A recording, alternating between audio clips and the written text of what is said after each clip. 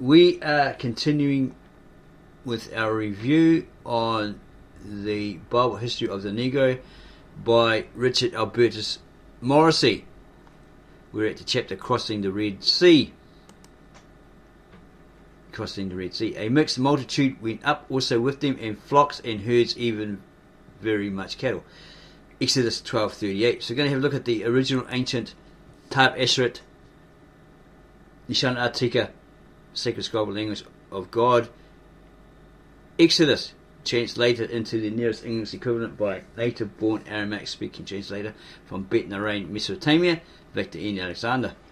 And we're at 12:38 of the Brita, or Genesis in English.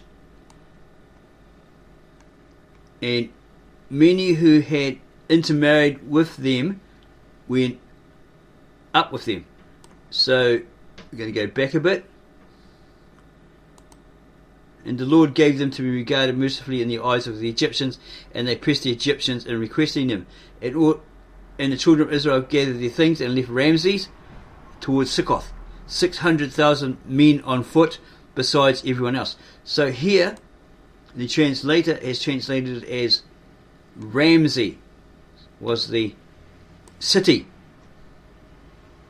Okay? It's not saying that Ramses was a pharaoh at that time, but the city of Ramses, that the Assyrians later invaded and destroyed that city, or destroyed parts of it. They left Ramses towards Succoth, 600,000 men on foot, besides everyone else. There's footnote indication there.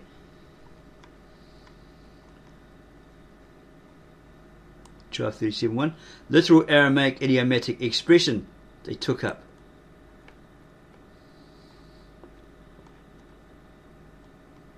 So here they gathered their things, or they took up their things. They packed up all their stuff to move on. 12:37:2. Literal Aramaic idiomatic expression. Their other assets.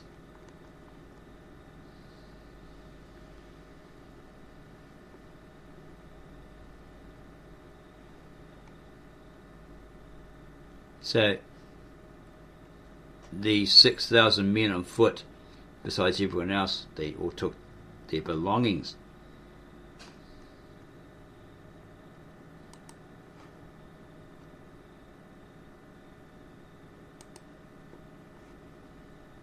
And there's Amos. Are ye not children as the Ethiopians? Unto, we're going to have to get we've got a modern Americanized version here, right? Are ye not as children of the Ethiopians unto me, O children of Israel, saith the Lord? Have not I brought up Israel out of the land of Egypt, and the Philistines from Caphtor, and the Syrians from Kir? Amos 9:7. So that's a later scripture, right? Okay, as it's not from Exodus, it's from the book of Amos. Let's have a look at that in this New Living Translation Bible version. 542.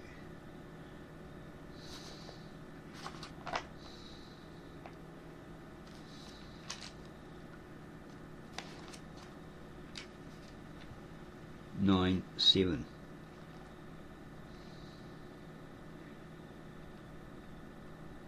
We're going to go before that. The Lord's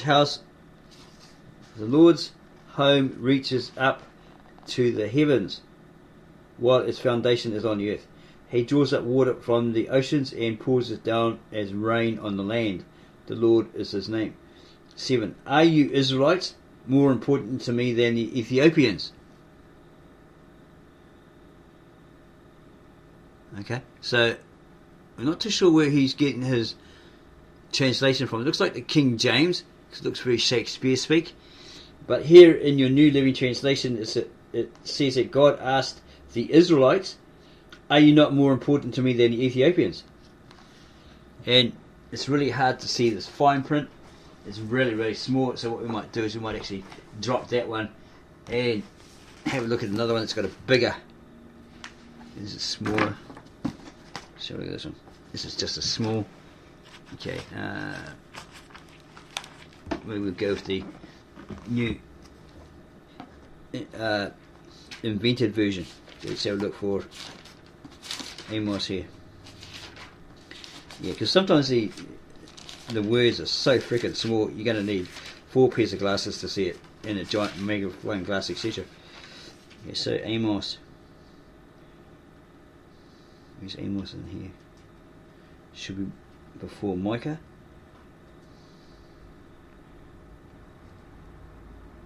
Okay, this one is confusing, right? The listing is Old Testament, New Testament, Old Testament, New Testament, so it doesn't really help us. We're in a hurry, right? Forward Amos. This is in better order. 656, and this is from the New American Standard Bible. 656.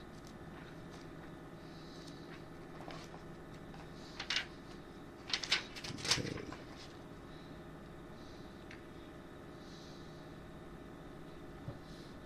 Nine seven.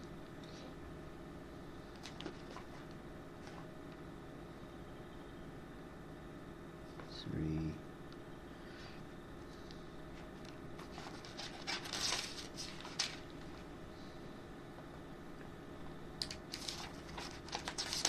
Give me a minute. 8. 9. Where the heck is 9 here? It's got 8 here. Oh, it's chapter 9. 9, 7. Are you not as the sons of Ethiopia to me, O sons of Israel, declares the Lord?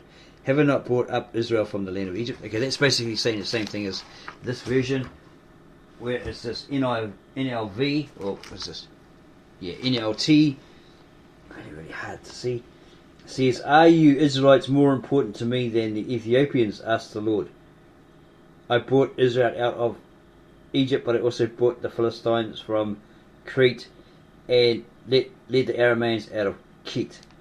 Down the bottom here, it's got this really small, you can't hardly see it, footnote. We'll try some different glasses. This is just as bad. Okay, it doesn't have a footnote indication. Oh, here we go. 7a, Hebrew, the Cushites. So, yeah, basically, in some, it's saying, let's see if this is this a New Testament one or the entire Bible. Looks like it's the entire Bible, so have a look at that one. Have a look in the list here. Micah, Amos.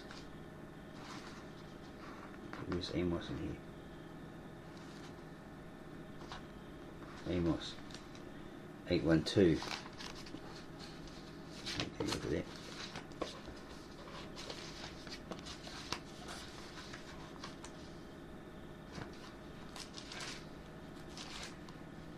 One, two, 7.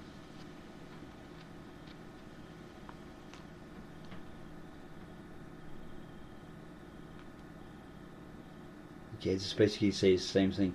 This is what the Lord says. Israel, you are like the Ethiopians to me. I brought Israel out of the land to Egypt. So he's comparing the two. Okay, God is comparing the two. He's not saying, well, just like the Ethiopians who are dark or black. It's not saying that. And there's a footnote down the bottom here. Kaftor, an island west of Israel, probably Crete or Cyprus. Kir, where the Arameans came from, and where the Assyrians sent them in exile. There are several places with this name. Okay. So that's basically God telling the Israelites, are you more important? Aren't you more important than the Ethiopians? Because you're under slavery, etc., etc., in Egypt, and I selected you as my chosen people, through which salvation shall come, etc., etc. Okay, according to the scriptures. So if he's saying, trying to indicate that these people were black, well, he's incorrect.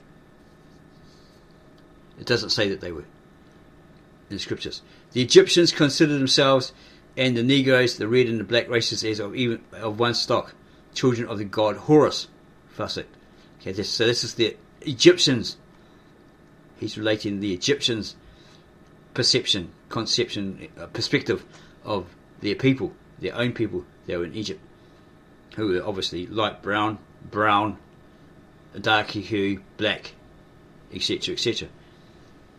The mixed multitude that attended the Hebrews, Exodus 12:38, on their departure from Egypt were Arabs, Egyptians, Liberians, or they from Libya, etc. Dixon. Okay, so they didn't just leave with their own people. The Egyptians, the Arabs, or desert wanderers, nomads, and Libyans decided to follow them. Why? Because when Moses was commanded, and he didn't really have to speak because he was a stutterer or something like that apparently, he wasn't confident enough, so God says, okay, yep, stop arguing with me, Moses, right, okay, what we'll do is we'll get your brother Aaron to speak for you, because he's a good orator, etc., etc. Okay, all you have to do is you have to hold out your rod and say, let my people go, right, and then he was there before the Pharaoh and the magicians, Egyptian magicians, maybe they conjured up a crocodile or something, or a couple of crocodiles, so he chucks his rod down, his staff down on the floor, and it turns into this giant crocodile, because that was a popular animal in Egypt. Maybe they threw people into the Nile, chewed them up, according to the myth. Set threw his brother Osiris into the Nile, and he got gobbled up by a crocodile, right? So they have these little crocodiles, 2 or 3 of them, whatever, right? And he throws his staff down, his rod down, and it becomes this giant crocodile that chews up the other ones, right? Or if you see it a different way, from different translations or whatever, different stories told you, if the magicians, wizards, throw down their stick or whatever, and turns into this snake, a cobra or rattler or whatever, right? So he throws down his stick and it creates a bigger one which gobbles up the other 3, right? And all the people are like, wow, and then the Egyptians are like, the people are like, they're looking on at what's going on, they're like, wow, his God is real, because he just created, this Hebrew created this bigger crocodile that ate up the little crocodiles of the magicians, or the snakes, right? Gobbled them up. Okay, he could have created he could have thrown down a stick and boom, a boa constrictor or something, much bigger, gobbled up those little snakes. Okay, but you got to look at the history. The crocodile was very popular. Okay, which lived in the Nile, in the back of these swamps and all that sort of stuff, right? They just chuck their old, the old carcasses or whatever of animals, whatever, to these crocodiles just to tease them and all that sort of stuff, right? Raise them and tease them, whatever, right? And then you also had these snakes, okay? Because on their symbols, they had these serpents, right? These snakes. So that's historically verified there, okay? Archaeologically as well. Okay, so these people, when the Hebrews or the Israelites left, they tagged along with them. And if you look at certain scriptures, it actually says that, okay, looking at the history of it as well, that these Egyptians went to Assyria, and then the Assyrians went to Egypt because of what went on. They were amazed at all this sort of stuff, right? And there's a scriptural prophecy where these 3 nations will possibly rise again, right? They'll become important in God's plan. Israel, Egypt, and Assyria. Yeah, it's in the scriptures. We can't remember exactly where it was, but we came across it looking at the Assyrian translations, and there it was. Okay, so these people followed them, and have a look at the scriptures. There was Egyptians among them, there's foreigners amongst them, right? Okay, even with Abraham, he had an Egyptian bondservant, a maid. Okay, he became his concubine, right? Well, he laid with her and had a son to her, right? A half-breed, right? Ishmael. So they had these foreigners within their camp. And the commandment to Moses was, or Moses put out there was, okay, if you want to be part of our exclusive club, of our tribe, the house of Israel, then you have to do this. Okay, it's a covenant between us and God. God has said you must do this. That's a sign of the agreement that he has with you, right? So, snip, snip, get circumcised at a certain date, right? All this sort of stuff. Okay, it's a rite of passage to remain within the circle. If you don't do it, well, toodaloo, off you go, right? you can't be in our encampment within our tribe, right? Okay, because that's what God commanded. You must do it also for foreigners within your camp. Okay. So great preparation has been made for the immense multitudes of the children of Israel to go out of Egypt in the promised land under leadership of Moses. Okay, and they gather up all their stuff. The Egyptians give them all the stuff, and they're like, yeah, get lost, glad to get rid of you, sort of thing. Give them food, whatever they wanted, you know.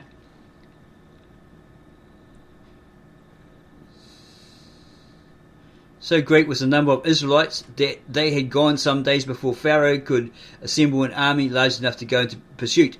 For a mixed multitude of people who were not Israelites, so there would be Egyptians, Libyans, etc., also went out of Egypt with them. Exodus 12:38.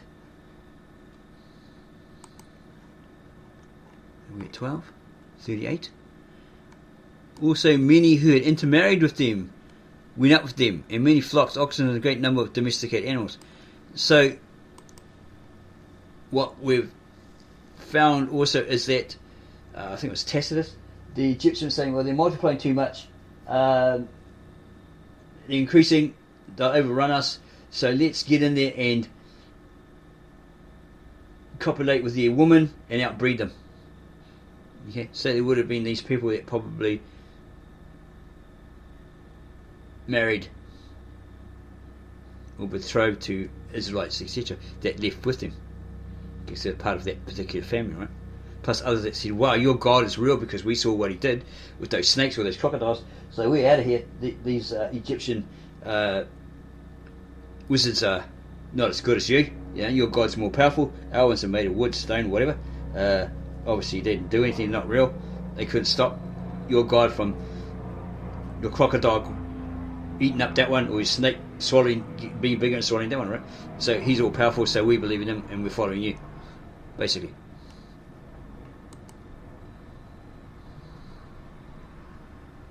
Okay, so of this mixed multitude we read in the Pillar of Fire by the learned Doctor Ingraham as follows: a mixed multitude of Egyptians, Nubians, slaves, captives, so Nubians and slaves, captives of Egypt, and all those who hoped to be blessed and benefited with Israel because they saw the power of God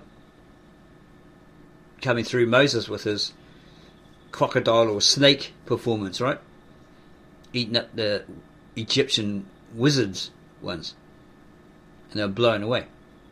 So a mixed multitude of Egyptians, Nubian slaves, captives of Egypt, and all those who hoped to be blessed and benefited with Israel fell to the ground before Moses and entreated him to suffer them to go up to the new land to which he was going.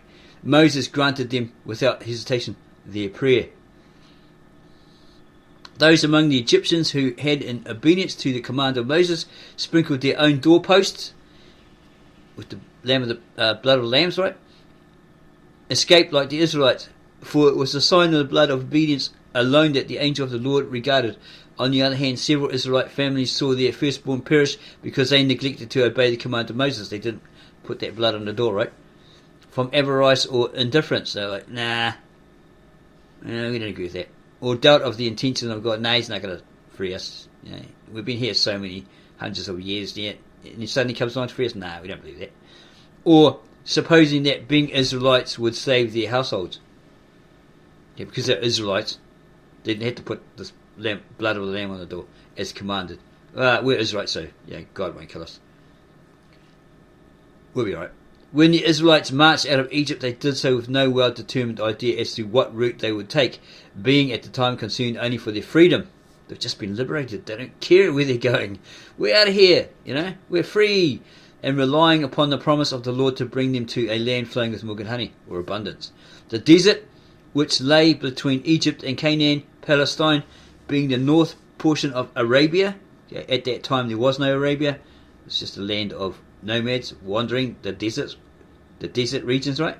Because this is a Greek Latin loan word. It's an N suffix, which means those who, or that particular area, right? Maybe those who dwelt in it occupied that particular geographical location. Okay.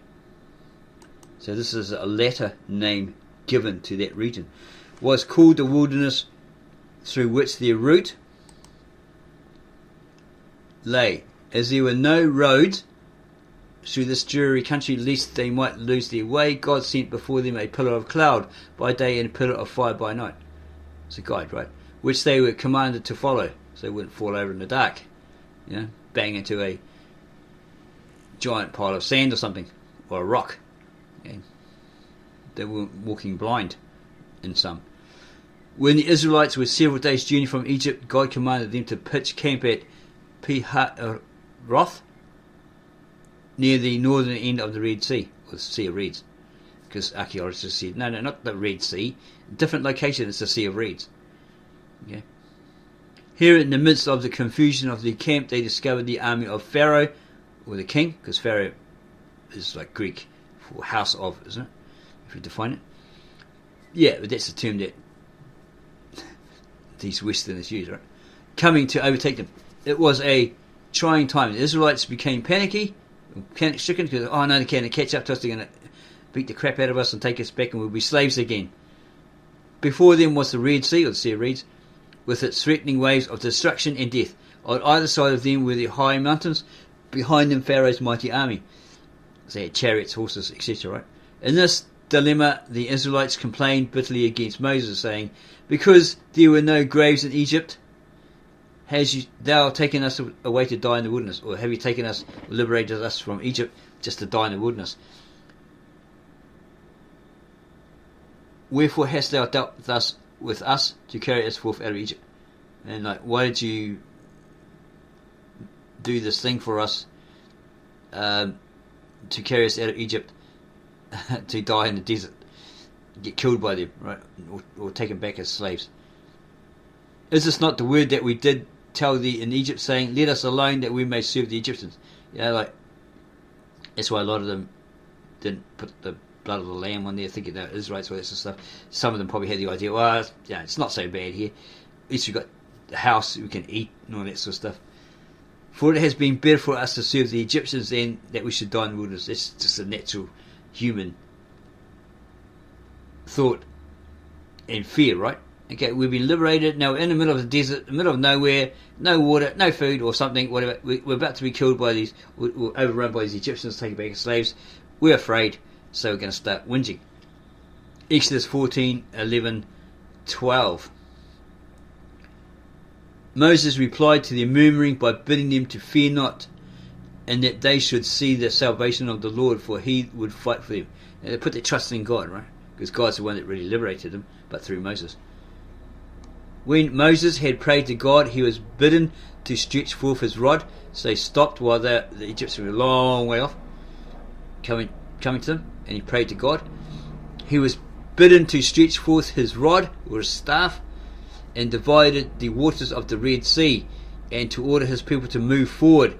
After he had followed the divine direction, the waters of the sea were divided, so that a great wall stood on each side, and left a dry pathway between. Into this miraculous pathway the Israelites marched, followed directly by the pursuing Egyptians. But the Egyptians had not proceeded far when the great walls of water were broken down and came rushing together with the sound of thunder upon them, with such violence that they were overwhelmed, and every one of that immense army was drowned. But the Israelites marched out on the other side of dry ground, nor was one of their number destroyed, for the waters of the sea did not come together until they had all crossed over on the other side. Okay. The mixed multitude that marched through the Red Sea, with them were Ethiopians and native Egyptians, black folks or Negroes. Really? How does he know this? For Egypt was the original home of the Hamites. Okay, yeah, there we go. We understand it, yeah. Okay, so if the Egyptians were black, or a darker hue, whatever, okay, because it's a mixture of light brown, dark, black, right? Yeah, we can relate to that. Yeah. We're not saying he's lying, right? Okay, we agree there. Okay, because a lot of the Egyptians left with him, with the Israelites, right? So the mixed multitudes that marched through the Red Sea, with them were Ethiopians, if they entered Egypt and dwelt there, and interbred, intermarried, etc., etc., and native Egyptians, those who were actually born there. So these Ethiopians were people who came into Egypt. They weren't the native Egyptians. They weren't born there. That's why they're called Ethiopians, obviously. Okay. Black folks or Negroes, they're still black, right? For Egypt was the original home of the Hamites, and they were still a powerful and numerous people in Egypt when the Exodus took place, or the liberation of the Israelites took place. Many of them were closely related to the other races by intermarriage, which is proven by Genesis 10:13, 14, and also by Amos 9:7 as follows. Okay, let's have a look at. Okay, that's Genesis or Brita 10:13. Are ye not as children of the Ethiopians unto me, are children of Israel? So it's using that verse probably from the King James, whereas your New Living Translation says, are ye not more important Israelites than the Ethiopians? Those that dwelt in Egypt. Okay? Because it sounds like he specifically wanted those Israelites to be his chosen nation. Okay? But he was willing to allow those others into that tribe. Okay? When he said, here's a covenant, Moses, between me, God, who's liberated them or freed them from slavery, bondage, out of Egypt, that they would do this, they would do that. Any foreigners, okay, first he's picking on, or he's saying to the Israelites, you're the chosen nation, so you've got to do this, you've got to do that. Here's my 10 commandments. But if you have any foreigners, you have to do this as a sign of the covenant, the agreement, the promise between me, God, and you, Moses, and the Israelites. Okay? For them to remain there, they have to get the snip, the circumcision, etc. Right? Or else they're not part of the circle and toodaloo. Yeah? So they are welcomed into it. So from that day forth they became Israelites. Okay? They became Jews, basically, or Israelites. Yeah, Israelites. Okay, because the tribe of Judah is a different tribe, isn't it? Judeans, Yahudayan. Yeah, so they became Israelites. Okay, so Abraham, Moses, David, and Solomon and others had Ethiopian wives. Yeah, and that's why Haile Selassie, being a descendant, direct descendant of Solomon, had his reign. He was emperor of Ethiopia, wasn't he? Because Sheba got with Solomon apparently, and went back there pregnant, and then had this child supposedly, and then lineage goes down through the centuries, and you come to Ras Mulkolman, right, and then Ras Tafari, because Ras means head or chief, yeah, head prince or head chief, and then he gets coronated, he gets his crown, right, he's made the emperor of Ethiopia, and he becomes Haile Selassie I, right, that king of kings, lord of lords, according to the Rastafarians, etc., right, the Ethiopians who are of that Coptic or Orthodox, Ethiopian Orthodox / Coptic church, right?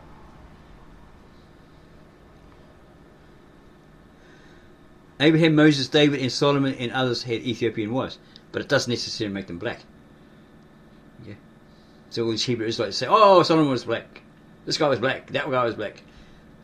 They married Ethiopian wives, and their descendants were half, right? Semites, half people, half breeds, right? The Egyptians considered themselves as the Negroes. Well, obviously they were dark, weren't they? The red and the black races, and as of one stock, children of the god Horus. So there was a mixture there. Okay, that's why you look at their statues, etc., etc. Hey, looks like he's got Chinese eyes. Hey, he's got like Biggie Smalls look, right? Or Marcus Garvey look, to be more accurate. Yeah, this one looks like a real skinny guy. He's a slave master. He's a master, you know. He's a ruler over these Nubians. He's beaten a Nubian in the wall reliefs. Okay? So there was very many different races there, and they intermarried, interbred, and had these mixed breed children, these descendants. The Egyptians considered themselves and the Negroes, the red and the black races, as a one stock. You could argue and say, oh, that's those red-haired Egyptians, but he's probably talking about skin colour there. because he's talking about races. He's not talking about hair. The red and the black races, as of one stock, children of the god, the Egyptian god Horus, who was the child of Osiris and Serapis, is it? Those two. Hence, we assess that in the mixed multitude that crossed the Red Sea with the children of Israel, there were also black people, or Negroes, Africans, basically, right? They believed in the God of Moses because they saw the power of God coming through Moses with the staff, right? Gobbling one giant crocodile or snake, gobbling up all the little Egyptian ones, right? So they said, well, obviously their trick don't work. Who's this Moses? Wow, his God must be super powerful to overpower those magicians, right? Who created those snakes. So we'll go with that guy. We want blessings from that God. Our God's over there. Yeah, never mind them. And off they went with the liberated Israelites. So these people believed in the God of Moses and Israelites and turned away from their idols. There you go. And obeying the commands of God. They received the same protection and divine blessings which the Israelites received in the desert there. For truly, as the Apostle Paul has said, He giveth to all life and breath. He created all of them and all things. In nature, the animals, etc., etc., and hath made of one blood all nations of men for to dwell on all the face of the earth. Okay, so we're all of one blood. We're all human beings at the end of the day. Yeah? All nations of men dwelling on the face of the earth. And that's according to Acts 17, 25, 26. We hope that you enjoyed this video and wake you up to what's already written, what's being said by this man, and what the scriptures actually say, and what they actually mean. Okay, he's not that far off, actually. It's quite an interesting book. We really like it. We're enjoying it. So if you have enjoyed this too, give us a like, subscribe to our channel, add your comments below in the comment area there, and we'll get back to you before the apocalypse. And then go share this video with all your family, friends and others.